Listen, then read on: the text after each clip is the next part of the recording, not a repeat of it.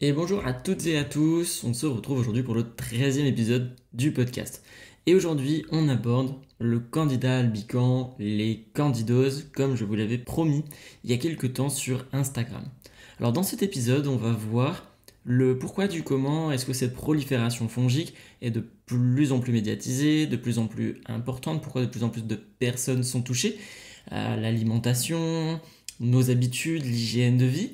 On va voir aussi l'implication que ça va pouvoir avoir sur les différentes sphères de notre corps, tant sur le côté immunitaire, sur la fatigue, sur l'envie de faire les choses, sur notre morale, et pourquoi est-ce qu'elle est si compliquée à accompagner. Alors, si vous êtes concerné par la fatigue chronique, les états un petit peu dépressifs, le manque de motivation, le manque de sérénité, les problèmes de peau à répétition, que ce soit eczéma, les mycoses, les infections chroniques, les réactivations virales comme de l'Epstein-Barr virus, les troubles digestifs, les troubles allergiques, restez jusqu'à la fin du podcast parce que on en parle tout de suite.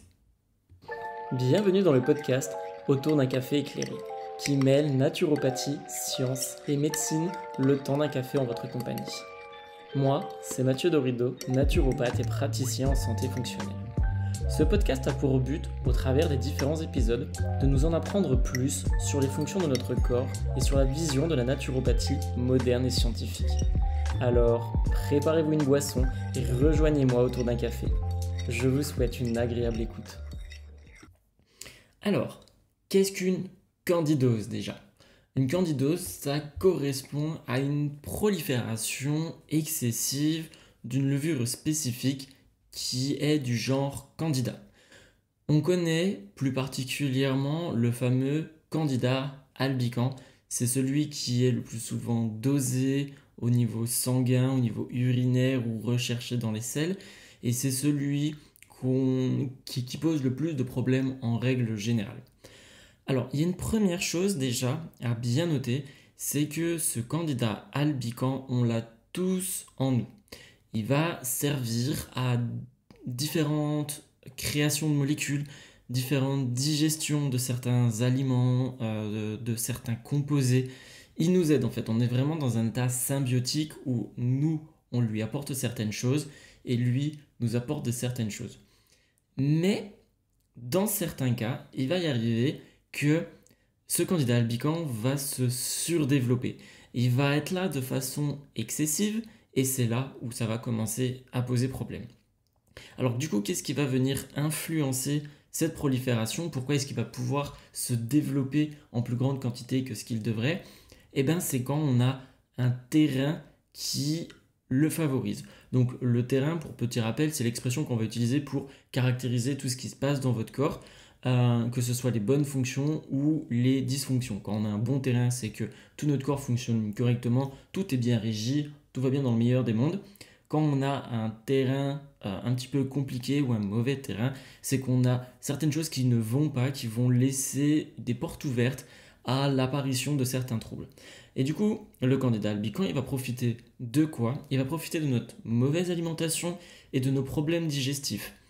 On a déjà fait un podcast sur l'intérêt de la digestion, l'intérêt de la digestion des graisses, tout ça dans le maintien d'un bon univers microbiotique, donc notre microbiote intestinal, ou de notre santé d'une manière générale. Le candidat albican, il va profiter des manques d'acidité gastrique, des dysbioses intestinales, dysbioses de fermentation, dysbioses de putréfaction, les SIBO aussi, pour venir prendre plus de place, pour grandir, grossir et donc imposer certaines conséquences que l'on va voir juste après à notre corps. Il va aussi profiter de nos faiblesses immunitaires parce qu'on a un système immunitaire au niveau de notre intestin qui va venir contrôler quand il commence à devenir trop important, quand il commence à surproliférer. Si on a une altération de nos réponses immunitaires, il n'y aura plus rien pour le contrôler, il n'y aura plus rien pour lui dire stop ou détruire ce qui va être en trop grande quantité. Donc l'altération de notre digestion et l'altération de notre système immunitaire sont deux points très très importants dans la prolifération du candidat albican. Et du coup, toutes les causes de ces mêmes dysfonctions qui seront le stress, la mauvaise alimentation, la mauvaise mastication, Ça peut être des troubles de l'hydratation, ça peut être des carences, ça peut être tout et n'importe quoi. Et un deuxième point qui sera aussi très important, c'est que le candidat albican, il aime le sucre. Il aime notamment les sucres rapides, les aliments à indice glycémique élevé. Il aime le sucre, on va dire, blanc, ce sucre qui passe rapidement dans notre digestion et dans le sang. Il adore ça. Donc plus on aura une consommation de sucre qui sera importante, plus on va favoriser ce développement du candidat albican. Et quand on regarde aujourd'hui notre consommation de sucre dans les pays développés, notamment dans les pays occidentaux, eh ben on s'aperçoit qu'il y a quand même un facteur qui serait peut-être à revoir concernant notre alimentation, qui est notre consommation de féculents et de sucre rapide. Je suis allé voir juste pour le podcast des études qui sont en rapport. Et notamment, il y avait une étude de scientifiques de la Friedman School of Nutrition de l'université de Tufts à Boston, du coup aux États-Unis, qui relevait qu'entre les années 1990 et 2018, la consommation de boissons sucrées chez les adultes avait augmenté de 16%. 16%, c'est vraiment énorme quand on voit l'effet délétère des sucres rapides sur notre organisme. Une autre étude qui analysait du coup les marchés de la consommation dans les pays développés montrait qu'en moyenne, un adulte mangeait 35 kg de sucre par an. C'est énorme, 35 kg, sachant que l'OMS recommande grand max, mais alors vraiment grand max, 18,25 kg par an et par adulte, qui correspond à peu près à 10% de nos apports alimentaires. Donc déjà, entre 35 et 18,25, il y a une énorme différence qui est quasiment de 2. Et quand on parle de 18,25 kg, c'est vraiment la quantité maximum. Dans le meilleur des mondes, l'OMS recommande même la moitié, donc 9 kg maximum de sucre par an. Autant vous dire qu'on en est très très loin. Et là, je vois déjà dans vos esprits cette question de oui, non, mais moi je mange pas les morceaux de sucre blanc, là, je mange pas 9 kilos, je mange pas 35 kilos non plus par an, enfin, je ne suis pas une sucrière. Alors, le sucre, c'est pas que le sucre blanc. Dans les sucres, on va pouvoir retrouver bien sûr le sucre blanc que vous allez mettre dans les gâteaux, que vous allez mettre dans le café, dans le thé, dans les tisanes pour ceux qui en mettent. Vous allez retrouver le miel, vous allez retrouver les viennoiseries, les bonbons, les biscuits, mais aussi tous les féculents raffinés, le pain blanc, le riz blanc, les pâtes blanches, les purées de pommes de terre, tout ce qui va avoir un indice glycémique élevé va être considéré comme du sucre rapide et c'est ça qu'adore le candidat albican. Donc un premier point qui serait peut-être travaillé, ce serait la prévention des effets néfastes du sucre sur notre corps. Et pour faire un petit peu un parallèle sur le sucre et notre instabilité aussi digestive, il faut savoir qu'une surconsommation de sucre par rapport à ce qu'il nous faudrait augmente les instabilités intestinales. Ça va venir dérégler l'acidité qui est créée au niveau de notre estomac. Et quand on dérègle l'acidité au niveau de l'estomac, c'est tout le reste du système digestif, le pH du système digestif, l'acidité du système digestif, qui à son tour va être déréglé. On induit du coup un nouveau facteur qui va favoriser la prolifération du candidat albican. Et ça va aussi augmenter le risque de dysbiose, qui va du coup augmenter le risque de prolifération du candidat albican. Et un deuxième point, c'est qu'on sait aujourd'hui l'effet néfaste du sucre sur le système immunitaire. Et bien, figurez-vous que l'augmentation de la consommation du sucre, ça réduit la capacité du système immunitaire à lutter correctement face à ce qui nous arrive. Donc le candidat albican en fait partie. Et en plus de ça, on voit une augmentation de l'inflammation chez la plupart des personnes, notamment en cas de résistance à l'insuline, où le sucre va rester dans le sang. Ça va créer une protéine qu'on dit glyquée qui va créer de l'inflammation. Ça crée une inflammation qui va commencer à se généraliser, une inflammation de bas grade qui va venir troubler les réactions immunitaires, qui va venir troubler le système nerveux, ce qui se passe dans le cerveau et la digestion. C'est de nouveau un facteur favorisant la prolifération du candidat albican.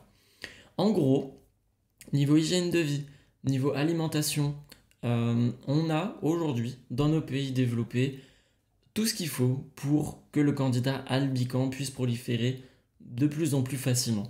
Et c'est pour ça qu'aujourd'hui, le candidat albican est beaucoup plus médiatisé. On retrouve de plus en plus de personnes qui sont concernées par cette problématique avec toutes les conséquences que ça va avoir. Mais c'est pas un effet de mode, bien qu'aujourd'hui ce soit plus facile de diagnostiquer un candidat albican, ce qui aide aussi à le mettre en avant. Mais c'est surtout qu'on a une hygiène de vie qui rend qui rend possible cette prolifération du candidat albican. Donc on a vraiment quelque chose à travailler tant en termes de prévention que d'accompagnement sur tous ces points-là. Et pourquoi c'est si important ? Parce que le candidat albican, il a une altération globale sur notre organisme. Quand il va se développer, il va à son tour modifier notre système immunitaire. Petit aparté du coup, il faut savoir qu'on a différents types de systèmes immunitaires de notre corps, on n'en a pas que un. On a différents types de lymphocytes qui vont venir communiquer différents signaux qui vont venir aider à lutter face à différentes choses. En soi, on en connaît aujourd'hui un peu plus de 21 qui vont venir lutter contre les maladies extérieures, mais aussi les virus qui sont à l'intérieur comme l'Epstein-Barr virus ou les proliférations fongiques du coup, qui vont venir médier l'inflammation au niveau des phaneres, donc au niveau de la peau, qui sont responsables de tout ce qui est eczéma, psoriasis, allergie. On va avoir tout ce qui va gérer les auto-immunités, les cancers, il y a plein de systèmes immunitaires différents qui sont propres à chacune des situations que va pouvoir vivre notre corps. Et bien le candidat albican, il va venir modifier les différents ratios de nos systèmes immunitaires dans un unique but qui sera de se faire tolérer par notre système immunitaire, ce qui va lui permettre derrière de proliférer en toute sécurité pour être sûr de ne pas se faire attaquer. Pour rentrer un petit peu du coup dans le complexe, pour les scientifiques qui écoutent le podcast, le corps ne sera plus capable de lutter contre les troubles immunitaires que l'on va retrouver à l'intérieur du corps. Donc, le candidat albican en fait partie, les virus en font partie. C'est pour ça qu'on va voir des réactivations virales chez certaines personnes qui ont eu des candidats albicans ou qui ont des candidats albicans. Et à défaut, ce TH2 qui va augmenter, ça va augmenter tout ce qui va être allergie. Et c'est pour ça qu'on retrouve tant de personnes aussi qui vont avoir des problèmes de peau, des problèmes de cheveux lorsqu'ils sont sujets aux candidats albicans. Donc cette modification de notre système immunitaire est très globale parce que quand on connaît l'importance des différents ratios pour les bonnes réactions immunitaires, notamment dans les cas d'auto-immunité, de cancer ou tout simplement de bonne vitalité, le candidat albican va venir biaiser toutes ces réactions, ce qui va augmenter le risque de maladie auto-immune et le risque d'allergie et sur le long terme, les grosses maladies comme les cancers. Tout ça étant documenté scientifiquement. Autre point sur les conséquences de ce candidat albican, c'est qu'il va produire différents types de toxines qui vont venir absolument tout saccager dans notre corps. On va retrouver une première toxine qui est la candidine. La candidine qui a un rôle néfaste, notamment au niveau du cerveau. C'est un neurotoxique et ce neurotoxique va augmenter l'inflammation neuronale, ce qui va venir troubler la communication de nos différents neuromédiateurs au niveau de notre cerveau, notre capacité à se concentrer, à mémoriser, à tenir un discours, à rechercher nos mots, tout ça, tout ce qui va être lié au cerveau va avoir été impacté par le candidat albican. Une autre toxine qui va être sécrétée, ça va être l'acétaldéhyde. L'acétaldéhyde qui joue un rôle dans l'inhibition de la création de la dopamine. Ça vient réduire notamment la création de la dopamine. Alors, La dopamine, qu'est-ce que c'est? Ça va être le neuromédiateur qui va vous donner envie de faire les choses, de la joie, de la motivation, c'est le déclencheur, c'est le démarreur de la voiture, c'est la clé, c'est voilà, ce qui vous donne envie de vous lever le matin. Quand on a trop d'acétaldéhyde, on n'a plus rien envie de faire. Petit aparté, pour vous donner un petit peu un aperçu de ce que ça peut faire sur le corps, eh ben, l'acétaldéhyde, c'est aussi ce qui est sécrété en cas de gueule de bois. Quand on détoxifie l'alcool, du coup, on crée cette même toxine. Et c'est pour ça que le lendemain d'une soirée un peu trop arrosée, on n'a rien envie de faire. On a envie d'être dans le canapé, de regarder une série. On va pas refaire le monde. On n'a rien envie de faire. Eh ben, le candidat albican, c'est comme si vous aviez une gueule de bois un petit peu tous les jours, en un peu moins fort. Autant vous dire que quand ça commence à devenir chronique, c'est lourd sur le système nerveux. Une autre toxine qui va aussi avoir un gros rôle, alors vraiment sur tout le corps, c'est l'acide tartarique. L'acide tartarique va lui intervenir au niveau des mitochondries. Les mitochondries, ce sont vos petites centrales énergétiques qui vont venir brûler les graisses, brûler les calories, brûler les sucres pour créer de l'énergie, mais aussi créer le précurseur de toutes vos hormones. Et bien l'acide tartarique va venir empêcher ce bon fonctionnement mitochondrial, ce qui fait que vous ne brûlerez plus correctement des graisses, vous ne brûlerez plus correctement les calories, et ben vous allez avoir tendance à grossir et de 1 et avoir des troubles au niveau de la nutrition, de l'alimentation et notamment des pulsions sucrées, parce qu'une des réactions du corps quand il n'est pas capable de faire fonctionner correctement ses mitochondries, qu'on est en manque d'énergie, c'est d'aller chercher du sucre. Ce qui explique que les personnes qui sont atteintes du candida albicans ont des envies de sucre plus, voire des addictions au sucre. Autre point pour rebondir sur ces mitochondries. Les mitochondries, c'est vraiment la base du fonctionnement de tout votre organisme. Je donne souvent cette comparaison en consultation. Imaginez les mitochondries comme vos centrales énergétiques, imaginez la France et ses centrales nucléaires, imaginez que vous coupez l'électricité à absolument toute la France, je peux vous garantir que le pays ne va pas aller bien pendant un bon moment. Le temps de s'en remettre et l'impact que ça va avoir aussi sur absolument tout le monde et toutes les sphères économiques, publiques, sociétales, d'une coupure d'électricité pendant quelques jours générales, c'est extrêmement global. Et bien c'est exactement la même chose dans votre corps.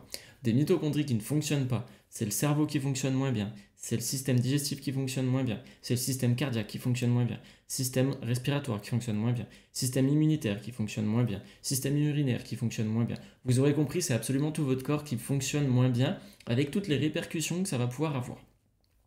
C'est pour ça que le candida albicans a un impact qui est tellement global. C'est pour ça aussi que le candida albicans est si dur à mettre en avant. Parce que les symptômes qui peuvent être ressentis par les personnes peuvent être, sont très différents et il n'y a pas vraiment de cahier des charges pour dire ça c'est un candida albicans, ça c'est un candida albicans, ça c'est un candida albicans, si ce n'est du coup des dosages sanguins ou urinaires. Les symptômes sont tellement différents d'une personne à une autre qu'il faut avoir une bonne capacité d'analyse pour le mettre en avant. Bref, continuons sur nos toxines. On va aussi avoir une sécrétion augmentée des opioïdes. Les opioïdes, ça diminue le seuil de tolérance à la douleur. Donc, des personnes qui ont des candidats albicans seront beaucoup plus sujettes à la douleur, ce qui explique aussi tout ce qui va être douleur musculaire, douleur articulaire, qui sont ressenties, qui sont intensifiées en tout cas chez les personnes qui sont sujettes au candidat albicans. Et un dernier point, c'est que ce candidat albicans va participer à la dégradation des mucines de l'intestin, ce qui va participer au fameux intestin hyperperméable, l'hyperperméabilité intestinale qu'on retrouve beaucoup sur internet, qui est très bien documenté aussi maintenant au niveau des recherches scientifiques. Eh ben, on va augmenter la perméabilité de l'intestin, il y a tout et n'importe quoi qui va pouvoir passer dans notre corps. On n'a plus cette fonction barrière que doit assurer notre intestin. Donc, ça induit des passages de tout et de n'importe quoi, comme je disais, mais des réactions surtout du système immunitaire qui vont être beaucoup plus importante, beaucoup plus présente, parce que bien sûr, on va lutter contre tout ce qui passe dans notre corps et qui ne devrait pas passer dans notre corps. Et ça induit une inflammation de bas grade, ça va induire aussi des réactions de plus en plus fortes face à certains types de protéines, d'allergènes, ce qui fait que des personnes qui sont sujettes à des candidats albicans et qui mangent souvent les mêmes aliments vont pouvoir créer des allergies à cet aliment parce qu'il y a beaucoup plus de chances que les motifs, on va dire, de cet aliment passent dans notre corps et du coup le système immunitaire les reconnaît une journée, 2 journées, 3 journées, 1 mois, 2 mois. Au final, le système immunitaire va venir mémoriser que ce motif alimentaire, c'est quelque chose de néfaste, ça n'a rien à faire dans le corps. Donc, par la suite, dès qu'on va manger ce même aliment qui va se retrouver au niveau du système digestif, on va avoir des réactions immunitaires qui vont être beaucoup plus rapides, ce qui va pouvoir créer des hypersensibilités ou des allergies dans les cas les plus graves. Donc, on a fait un tour vraiment global de l'impact de ce candidat albican et vous voyez comme quoi il est très très important. Très très important et aujourd'hui, on a beaucoup de facteurs qui interviennent dans sa prolifération. Tout ça pour arriver à pas mal de troubles qui sont, comme je disais juste avant, très globaux, qui vont être la fatigue, la déprime, ça va pouvoir aussi se manifester par de l'anxiété, un manque de motivation, pas envie de faire les choses, aucun projet, pas de projection dans l'avenir, de l'énervement assez rapide, mais ça peut aller aussi aux troubles du sommeil, ne plus rêver. Et on va avoir des faiblesses immunitaires, des mauvaises réactions immunitaires pouvant entraîner des auto-immunités, des allergies, des hypersensibilités, des réactions immuno-inflammatoires qui ne devraient pas être là sans ce candidat albican. Bien sûr, on n'oublie pas les troubles digestifs, puisque le candidat albican, il est dans l'intestin notamment, et quand il remonte, il peut remonter absolument partout dans le système digestif, jusque dans la bouche. Et c'est à ce moment-là qu'on pourra observer de la perlèche, des petits boutons autour de la bouche, ou encore la langue blanche. Tout ce qui va être mycose, bien sûr, puisque le candidat albican aime tout ce qui est milieu humide et milieu sombre, donc tout ce qui va être au niveau des plis de la peau, ça peut être sous les bras, ça peut être entre les doigts, ça peut être sur les ongles, ça peut être les mycoses vaginales aussi. Et vous l'aurez compris, tout ce qui va être envie de sucre, plus, ces addictions au sucre, puisque les conséquences du candidat albican font qu'on met en place des réactions au niveau de notre corps qui nous poussent à manger du sucre.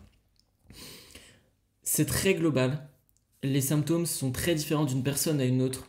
Moi, je vous invite d'être surtout à l'écoute de votre corps et de bien comprendre ce qu'il vous communique pour potentiellement le mettre en avant. Plus un candidat albican sera accompagné tôt, il sera mis en avant tôt du coup, meilleurs seront les résultats. Et comme je vous disais au début, c'est compliqué d'accompagner un candidat albican, ça se fait, on a différents types de protocoles qui existent, on n'a pas un protocole unique qui est tout fait et qui conviendrait à tout le monde. Ça dépend vraiment beaucoup du terrain, de ce qu'il y a à travailler. Est-ce qu'il faut travailler l'intestin? Est-ce qu'il faut travailler la libération de la bile? Est-ce qu'il faut travailler l'acidité gastrique? Est-ce qu'il faut travailler les carences? Est-ce qu'il faut travailler le système immunitaire? Est-ce qu'il faut travailler l'alimentation? Quel type d'antifongique on va pouvoir utiliser? Est-ce qu'il va falloir le faire en alternance? C'est des questions qu'il faut se poser et qui sont propres à chacun. Il n'existe pas de protocole tout fait. J'ai accompagné, je pense, plus d'une 50aine de personnes l'année dernière avec des candidats albicans. Il y a sûrement certaines personnes qui ont eu 2 protocoles qui se ressemblaient très fortement, mais sinon, vraiment, c'est du cas par cas avec un suivi très précis pour toujours répondre aux différentes manifestations que va induire la diminution en fait du candidat albican, parce que chacun va réagir différemment. Donc, prenez le temps d'écouter votre corps, faites attention à vous, parlez-en. C'est important aussi de communiquer autour de ça, de prévenir sur les effets délétères du candidat albican. Adaptez votre alimentation, sensibilisez autour de vous aussi sur la consommation de sucre.